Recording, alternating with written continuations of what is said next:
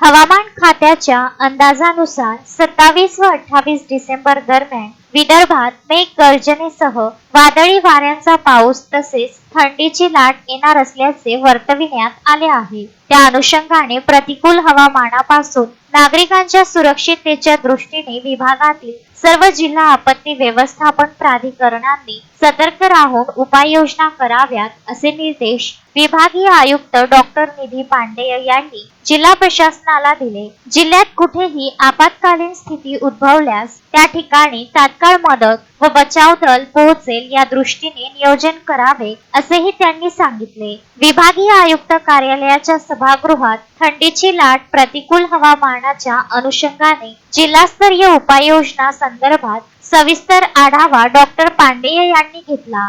यावेळी विभागातील 5ही जिल्ह्यांचे जिल्हाधिकारी दूरदृश्य प्रणालीच्या माध्यमातून तसेच सहाय्यक आयुक्त वैशाली पाथरे, तहसीलदार सारंग ढोमसे प्रत्यक्षरित्या बैठकीला उपस्थित होते।